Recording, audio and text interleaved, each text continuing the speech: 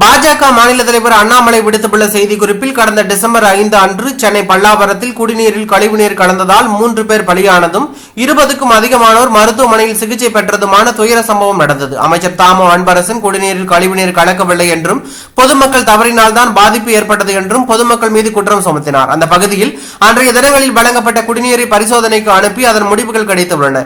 குடிநீரில் coliform மற்றும் E. coli ஆகிய பாக்டீரியாக்கள் இருக்கக்கூடாது என்பது சென்னை பெருநகர குடிநீர் வாரியத்தின் தர கட்டுப்பாடுகளில் ஒன்று.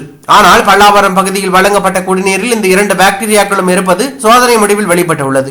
வெள்ளம் பாதித்த பகுதிகளில் பொதுமக்களுக்கு குடிநீர் வழங்கும் போது அடிப்படை சோதனைகளை கூட மேற்கொள்ளாமல் தங்கள் நிர்வாக தோல்வியை தவறுகளை மறைத்து அதிகார திமிரின் உச்சத்தில் பொதுமக்களை குற்றவாளியாக்க முயன்ற அமைச்சர் தாமோ அன்பரசன் குடிநீரில் கழிவுநீர் கலந்ததன் காரணமாக பறிபோன 3 உயிர்களுக்கு என்ன பதில் கூறுவார் என்று அண்ணாமலை கேள்வி எழுப்பியுள்ளார்.